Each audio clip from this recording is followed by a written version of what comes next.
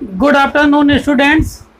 जैसा कि कल मैंने आपको पढ़ाया था ट्रिग्नोमेट्री में मैंने आपको क्या किया था, इंट्रोडक्शन दिया था। ठीक है, उसका फार्मूला बताया था। ट्रिग्नोमेट्री किस ट्राइंगल पर बेस्ड है, उस राइट एंगल ट्राइंगल की साइडों के क्या नाम हैं, किस प्रकार हम समझेंगे कि किस साइड का क्या नाम है। ठीक है, और ट्रिग्नोमेट्री रेशियोज, साइडों का जो रेशियो होता है उसको ट्रिग्नोमेट्री रेशियोज कहते हैं। भुजाओं का जो अनुपात होता है, डिफरेंट भुजाओं का अनुपात, उन्हीं को क्या कहते हैं, त्रिकोणमितीय अनुपात। और सूत्र हमने बता दिया था। यहाँ तक हम पहुँच गए थे। अब आज हम पहले एक क्वेश्चन लेंगे और उसका बेस बना करके फिर जो जो दिक्कतें आती हैं मैं उनको सॉल्व कराऊंगा और सवाल कैसे करते हैं वो भी बताऊंगा। ठीक है, तो पहले मैं आपको फार्मूला नोट करा देता हूँ तुरंत फटाफट, तो उसको आप जो कल किए थे तो दिक्कत नहीं होगी। ये है परपेंडिकुलर अपान हाइपोटेनियस, और कॉस थीटा था आपका बेस अपान हाइपोटेनियस, और टेन थीटा था अपान परपेंडिकुलर अपान बेस। हमने बताया था कि साइन थीटा का जस्ट अपोजिट होता है कॉसेक थीटा, यही बताया था। ये जस्ट अपोजिट हो जाएगा तो ये हो जाएगा एच अपान पी, और जो कास थीटा है उसका होता है सेक थीटा, तो ये हो जाएगा एच अपान बी, हाइपोटेनियस अपान बेस। और टेन का होता है उल्टा कॉट थीटा, ये हो जाएगा बेस अपान परपेंडिकुलर। ओके, यहाँ पर क्या हो जाएगा, लंब बटे कर्ण, यहाँ आधार बटे कर्ण, यहाँ लंब बटे आधार, यहाँ कर्ण बटे लंब, यहाँ कर्ण बटे आधार, और यहाँ आधार बटे लंब। ये रेशियोज हैं, त्रिकोणमितीय अनुपात ट्रिग्नोमेट्री रेशियोज हैं।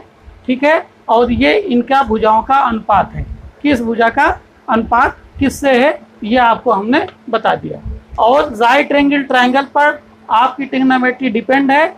ये 90 डिग्री है, इस प्रकार साइन बना होता है। ए बी सी इसके हमने नाम रख दिए। ये थोड़ा रिवीजन है, हल्का सा कर देते हैं ताकि आपको रिकॉल हो जाए। 90 डिग्री के सामने वाली हमेशा ये हाइपोटेनियस या कर्ण कहलाती है, और बचा हुआ दो एंगल उन्हीं को हमको पता करना होता है कि वैल्यू क्या है। ठीक है, तो जिस एंगल की वैल्यू पता करना है उसके सामने वाली हमेशा क्या हो जाती है, परपेंडिकुलर अर्थात लंब हो जाती है। और जिसका नहीं पता करना है, जो बच गई, या इन तीनों में से एक ही भुजा तो बची, वो क्या हो जाएगी, बेस यानी आधार। ठीक है, ये हमने कल आपको डिस्कस कर दिया था, 2 मिनट में आपको डिस्कस मैंने दोबारा कर दिया, रिवाइज हो गया। अब आज हम जैसे ये रेशियोज हैं तो सवाल कैसे लगाएंगे। मान लीजिए हमको एग्जाम्पल दिया है, ये ट्रिग्नोमेट्री है, तो पहले इसका एक फार्मूला बता देते हैं। इनकी जो साइडें होती हैं, लंब, आधार और कर्ण, अर्थात हाइपोटेनियस, परपेंडिकुलर और बेस, इन तीनों साइडों में एक रिलेशन होता है जो कि पाइथागोरस थ्योरम से पता चलता है। ठीक है, वो क्या है, वो ये है कि हाइपोटेनियस का स्क्वायर इक्वल परपेंडिकुलर का स्क्वायर प्लस बेस का स्क्वायर, यानी कर्ण का वर्ग इक्वल लंब का वर्ग और धन आधार का वर्ग। ये आप समझ पा रहे हैं, क्योंकि इस सूत्र का पूरी ट्रिग्नोमेट्री में कहीं ना कहीं हमेशा यूज होगा। ठीक है, यूज तो बहुत सारा होगा बेसिक का, लेकिन यहाँ पर स्टार्टिंग के सवाल करते ही हमको इसकी आवश्यकता पड़ जाएगी। ये इंग्लिश में है, शॉर्ट फॉर्म में, ये हिंदी में। ठीक है, जो कर्ण का वर्ग है, यानी इसका जो वर्ग है, हम इसका वर्ग करें। अभी बेसिक में हमने वर्ग पढ़ाया नहीं, मैं कल पढ़ाऊंगा। ठीक है, तो कल का आप जरूर देखिएगा बेसिक पार्ट। ठीक है, बेसिक पार्ट 14 या 15 जो भी होगा, शायद 16 होगा, उसको आप देखेंगे तो आपको वर्ग करना आपको पता चल जाएगा। ठीक है, अगर नहीं आता, अगर आता है तो कोई प्रॉब्लम नहीं है किसी प्रकार की। जो नहीं आता है सब कुछ हम अपने वीडियोज में बेसिक में रख रहे हैं, बाकी क्लास वाइज आपका चैप्टर वाइज सारा चलता ही रहेगा। ये आपका फार्मूला है, H square equal P square plus B square. H क्या है हमारा, 90 डिग्री के सामने वाली साइड, हाइपोटेनियस ये कभी भी चेंज नहीं होती है, बेस और परपेंडिकुलर ये चेंज हो जाती है, डिपेंड करता है किस एंगल की वैल्यू हमको फाइंड आउट करनी है। अगर इसकी फाइंड आउट करना है, इसके सामने वाला परपेंडिकुलर, और अगर इसकी वैल्यू पता करना है तो सामने वाला परपेंडिकुलर ये बेस हो जाएगा। ठीक है, बेस और परपेंडिकुलर आपस में इंटरचेंज हो जाते हैं, वो डिपेंड करता है एंगल पर। अगर ये फार्मूला आ गया तो इन तीन चीजें हैं इसमें, एक हाइपोटेनियस, एक परपेंडिकुलर और एक बेस। तीन में से अगर कोई दो चीज़ें पता है, दो साइडें पता हैं, तो थर्ड साइड आप अपने आप फाइंड आउट कर सकते हो। ठीक है, अब एग्जाम्पल के लिए मैं आपको एक क्वेश्चन देता हूँ। मान लीजिए लिखा है साइन थीटा इक्वल 4/5। क्या लिखा है? साइन, ये आपका स्टार्टिंग होगा, एक्सरसाइज फर्स्ट है, ये आपका बेस हो गया, फार्मूले हो गए। अब ये क्वेश्चन, यहाँ से हम लोग आगे बढ़ते रहेंगे। देखिए कितने दिन में हम लोग ट्रिग्नोमेट्री पूरी खत्म करते हैं। उसके बाद अगर नंबर सिस्टम हम पढ़ा देंगे नंबर्स के बारे में, तो नंबर सिस्टम भी आपको स्टार्ट कर देंगे। ठीक है, साइन थीटा इक्वल 4/5 है। अब यहाँ अगर हमको निकालना हो अन्य पांचों त्रिकोणमितीय अनुपात, जो पांच और बचे ना, cos theta, tan theta, cosec theta, sec theta और कॉट थीटा, ये पांच बचे। अगर हमें इन पांचों की वैल्यू निकालना है और एक वैल्यू हमको गिवन है, तो हम इन पांचों की वैल्यू को निकाल सकते हैं। कोई भी प्रॉब्लम आने वाली नहीं है। बताइए कैसे निकालते हैं? तो देखिए मैं आपको बता रहा हूँ कैसे। हमको पता है फार्मूले से साइन थीटा इक्वल परपेंडिकुलर अपान हाइपोटेनियस, अर्थात लंब बटे कर्ण। ओके, यही तो हमको पता है। यानी हमको परपेंडिकुलर यानी लंब पता हो गया 4, और हाइपोटे तुलना कर लेंगे ना, तो हाइपोटेनियस पता हो गया हमको 5। और कहीं ना कहीं ये जो 5 त्रिकोणमितीय रेशियो हमको निकालना है, तो आपको दिखाई दे रहा है ये भी या तो बेस और हाइपोटेनियस का रेशियो है, या तो बेस और परपेंडिकुलर का रेशियो है, मतलब आधार और लंब का है। मतलब इन्हीं तीनों भुजाओं के रेशियोज हैं। अगर हम तीनों भुजाओं की वैल्यू पता चल जाए, तो हम कोई भी त्रिकोणमितीय रेशियो या ट्रिग्नोमेट्री रेशियो की वैल्यू पता कर सकते हैं, चाहे वो साइन थीटा हो, चाहे वो कॉस थीटा हो, चाहे वो टेन थीटा हो, चाहे वो कॉसेक थीटा हो, चाहे वो सेक थीटा हो, और चाहे वो कॉसेक थीटा हो, कोई प्रॉब्लम नहीं होगी। तो इस गिवन सवाल में जो सवाल दिया गया है, इससे हमको दो वैल्यू पता हो गई। ठीक है, अब दो वैल्यू का कौन कौन सा? परपेंडिकुलर और हाइपोटेनियस। अब हम जो ये फार्मूला दिया है इन तीनों भुजाओं में संबंधित, भुजाओं संबंधित, उसमें ये वैल्यू पुट कर देंगे, और थर्ड भुजा की वैल्यू, थर्ड साइड की वैल्यू हम क्या करेंगे? पता कर लेंगे। और थर्ड साइड की जब वैल्यू पता हो जाएगी, तो जो पांचों त्रिकोणमितीय रेशियो निकालना है उनमें वो वैल्यू पुटअप कर देंगे, उन सभी की वैल्यू भी आ जाएगी और हमारा सवाल सॉल्व हो जाएगा। ठीक है, तो यहाँ पर हम ये वाला लगा दें फार्मूला, क्या है? h² p² plus b²। Okay, तो h की वैल्यू दी है 5, तो 5 का स्क्वायर हो जाएगा।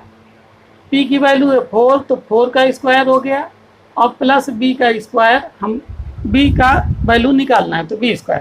और हमने आज ही बेसिक में पढ़ाया है आपको कि ये देखिए, ये घात है यानी पावर, ये भी घात है यानी पावर, तो कैसे हल करते हैं? तो आज हमने बता दिया 5 की पावर 2 यानी 5 × 5 यानी 25, और ये हो जाएगा 4 4 जा 16, 4 × 4, 2 टाइम्स है ना, तो 2 टाइम्स है यानी 4 × 4, तो 16 हो जाएगा। ये 4 × 2 नहीं होगा, जो कि अक्सर गलती करते हैं, ध्यान रखिए, ये 4 × 2 नहीं होगा। 4 के स्क्वायर का मतलब 4 × 4, 4 बेस है, 2 पावर है, यानी 2 टाइम्स मल्टीप्लाइड ऑफ 4, 4 का 2 बार मल्टीप्लाई करेंगे 16, तो ये 16 हो गया, और प्लस b²। अब यहाँ पर क्या है, ये क्वेश्चन आ गए। इसमें क्या होता है कि हमको जिसकी वैल्यू निकालना होता है उसको इक्वल के एक साइड रखते हैं, बाकी सबको दूसरी साइड ले जाते हैं। अभी हमने बेसिक में ये नहीं पढ़ाया है, जब मैं कुछ दिनों बाद पढ़ाने ही लगूंगा, तो मैं मान के चलता हूँ कि आपको आता होगा, और नहीं आता होगा तो बेसिक को आप देख करके आप कंप्लीट करके सीख सकते हैं, फिर ये भी आपको आसानी से आने लगेंगे। अब इसके आगे है, इसको हम मिटा देते हैं। तो b² की वैल्यू निकालना है, तो b² को हम जो करते हैं वहीं रखेंगे, 16 को इधर लाएंगे तो ये प्लस का इधर आएंगे तो माइनस का हो जाएगा, और b² उधर रहेगा। 25 में 16 गए 9 इक्वल b²। अब दोनों साइडों का हम क्या करेंगे? देखिए, आप 10th में पहुंच गए हो तो मान के चला जाता है कि बेसिक कंप्लीट हो गया, लेकिन बहुत से बच्चों का नहीं होता है। मैं कोशिश कर रहा हूँ सारा बेसिक आपको पढ़ाऊंगा, और कोर्स भी साथ में चलेगा, क्योंकि कहीं ना कहीं कोस भी होना चाहिए, नहीं तो बिल्कुल ये रह जाएगा। तो यहाँ ये मान के चलता हूँ कि जो करना है वो आपको थोड़ा बहुत आता होगा। अगर नहीं आता है तो मैं जल्दी ही इस प्रकार के क्वेश्चन बहुत सारे करवाऊँगा बेसिक पार्ट में, तो आप उनको कर करके सीख सकते हो और ये सवाल बाद में आपको बहुत ही आसानी से आने लगेंगे। अब यहाँ पर क्या है, हमको बी स्क्वायर की वैल्यू नहीं निकालना, बल्कि हमें निकालना है बी की वैल्यू। तो बी की वैल्यू निकालने के लिए हम यहाँ स्क्वायर है तो टेकिंग स्क्वायर रूट, मतलब वर्गमूल दोनों पक्षों का निकालेंगे। दोनों पक्षों का वर्गमूल निकालने पर,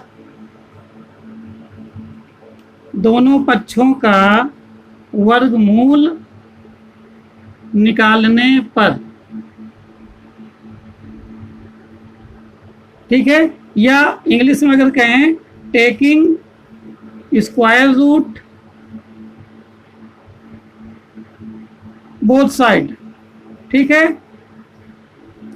तो जब स्क्वायर रूट दोनों साइडों का करेंगे तो स्क्वायर रूट हम ऐसे लगा देंगे 9 और equal square root B square. अब हमको पता है अंदर अगर पेयर बन जाता है किसी डिजिट का तो वो 1 टाइम्स बाहर निकल आता है। स्क्वायर रूट में क्या होता है, 2 का पेयर बनता है, यानी 3 × 3 9 हो जाएगा। तो 2 का पेयर बन गया 3 का, तो एक 3 निकल आएगा इधर से और बी का इधर 2 बार है तो बी निकल आएगा, अर्थात बी इक्वल आ गया हमारा 3। बी इक्वल हो गया हमारा 3। अब कहीं ना कहीं जो वैल्यू हमको निकालनी थी cos theta, tan theta, cosec theta और cot थीटा, अभी हम इनकी वैल्यू आसानी से निकाल लेंगे। क्या हो जाएगी, sin थीटा की तो पता ही है, दिया ही था।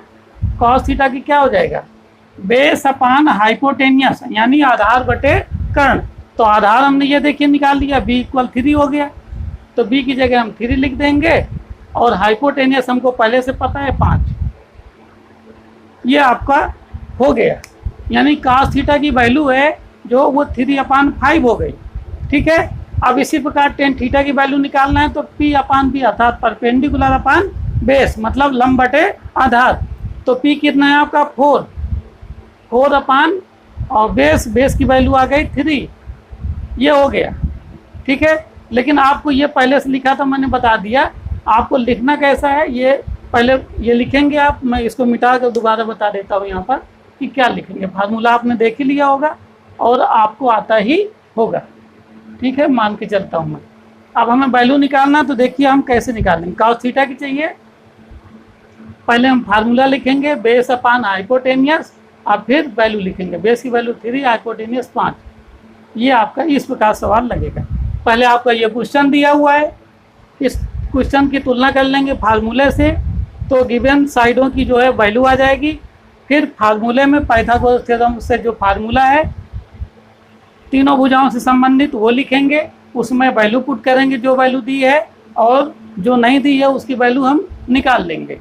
निकालने के बाद जिस त्रिकोणमितीय रेशियो की वैल्यू निकालना है उसका फार्मूला लिखेंगे और फिर उस फार्मूले में वैल्यू पुट कर देंगे, यानी रख देंगे, और ये हमारा आ गया, ठीक है। अब हमको चाहिए tan थीटा,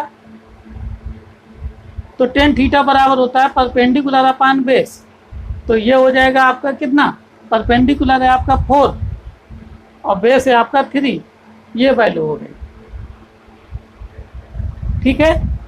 अब एक चीज और, साइन थीटा, अब हमको निकालना है cot theta. cot theta tan theta के सामने लिख देते हैं b/p, जस्ट अपान उल्टा होता है ना, p/b, तो b/p। तो ये 4/3 है तो 3/4, वैसे भी b की वैल्यू 3 है और p की वैल्यू 4। और cos थीटा का उल्टा होता है sec थीटा। क्या होता है, sec थीटा। तो बेस अपान हाइपोटेनियस है तो हाइपोटेनियस अपान बेस हो जाएगा। यहाँ हाइपोटेनियस कितना है 5 और बेस कितना है 3। तो 5, ये देखिए cos थीटा बराबर 3/5 था, ये sec थीटा हो गया 5/3। मैंने आपको यहाँ पर प्रूफ भी कर दिया है कि साइन थीटा का जो उल्टा होता है वो कासेक थीटा होता है, cos थीटा का जो उल्टा होता है sec थीटा, और tan थीटा का जो उल्टा होता है वो होता है आपका क्या, cot थीटा, ठीक है।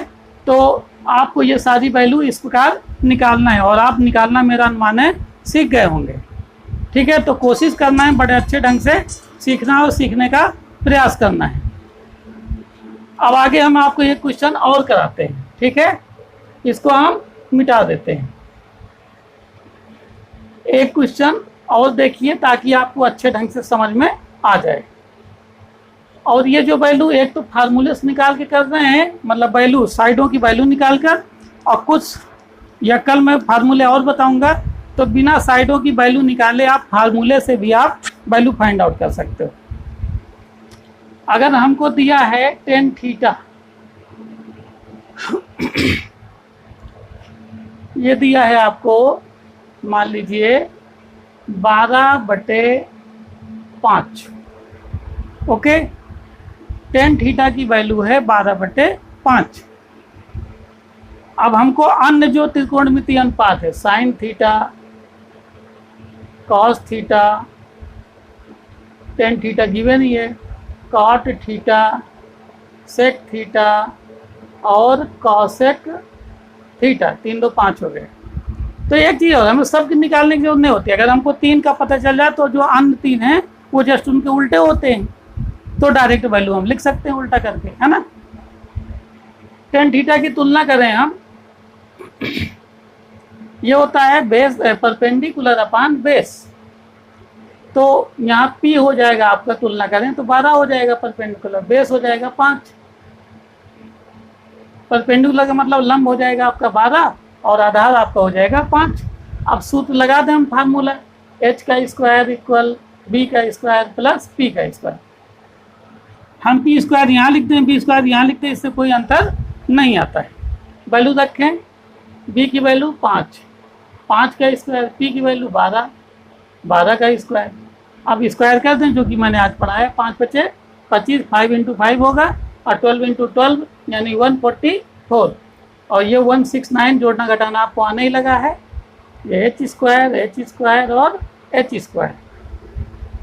अब यहाँ पर लिखेंगे taking both side square root, okay, यह दोनों पक्षों का वर्गमूल करने पर। तो ये हो जाएगा, हम डायरेक्ट कर दे रहे हैं, h आएगा इसका और इसका आ जाएगा 13। अगर स्क्वायर रूट यानी वर्गमूल निकालेंगे तो h स्क्वायर का h और 169 का 13 आएगा, 13 13 169। तो h की वैल्यू आ गई। अब हमको पता है साइन थीटा बराबर क्या होता है, परपेंडिकुलर अपान हाइपोटेनियस।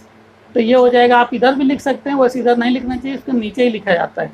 तो परपेंडिकुलर आपका कितना है 12 और हाइपोटेनियस 13, यानी वैल्यू हो जाएगी 12/13।